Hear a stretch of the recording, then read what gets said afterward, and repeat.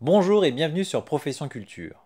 Mais qu'est-ce que peut bien faire de simple et d'efficace un employeur pour améliorer son organisation en matière de santé et sécurité?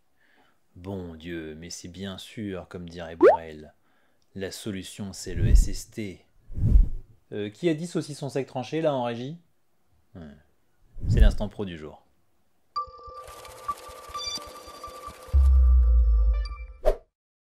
Rappelons-nous les obligations de l'employeur.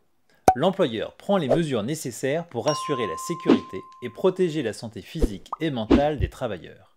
Il s'agit d'actions de prévention des risques professionnels, d'actions d'information et de formation, et la mise en place d'une organisation et de moyens adaptés. L'employeur met en œuvre ces mesures notamment par une planification de la prévention des risques où il intègre les conditions de travail, les relations sociales et l'influence des facteurs ambiants, notamment les risques liés au harcèlement moral et au harcèlement sexuel, ainsi que ceux liés aux agissements sexistes. Sur le papier, c'est bien beau, mais en pratique, on fait comment?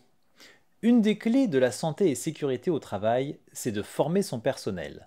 Pas à savoir utiliser une machine ou à plier les genoux pour ramasser la graffeuse qui vient de tomber, mais le former à la santé et à la sécurité. Pour cela, formez vos salariés à devenir SST, sauveteurs secouristes du travail. La loi oblige à avoir un SST parmi le personnel uniquement dans les ateliers et les chantiers d'une certaine taille où sont accomplis des travaux dangereux. Mais rien ne vous interdit de former des SST partout dans les ateliers non dangereux, sur les petits chantiers et bien sûr dans les bureaux. Il y a deux avantages à avoir un SST dans l'entreprise. Le premier est assez connu.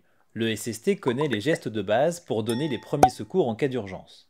Si quelqu'un ne va pas bien, le SST est sensibilisé à alerter les pompiers ou le SAMU et donc à éviter que le malaise ne dégénère. Si quelqu'un se blesse, il peut sauver une vie par un massage cardiaque ou une mise en position latérale de sécurité. Bénéfice évident pour le salarié victime, mais aussi pour l'entreprise qui pourra voir revenir son salarié plus tôt que si la situation n'avait dégénéré.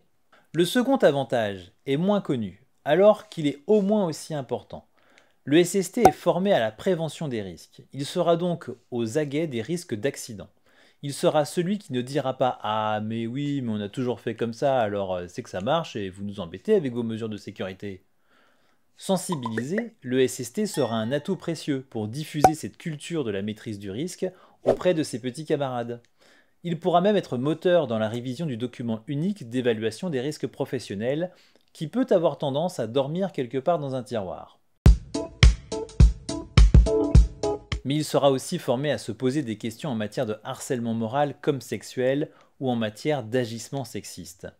Vous devez bien sûr mettre en place des éléments d'information en matière de prévention du harcèlement sexuel avec les affichages obligatoires, un référent au CSE ou un référent particulier dans les grandes entreprises, et les formations sont les bienvenues pour sensibiliser tout le personnel.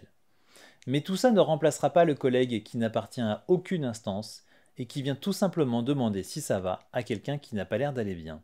Et ce ça va, ça peut tout changer pour une victime. N'hésitez pas à commenter, à liker, à vous abonner, faites-vous plaisir.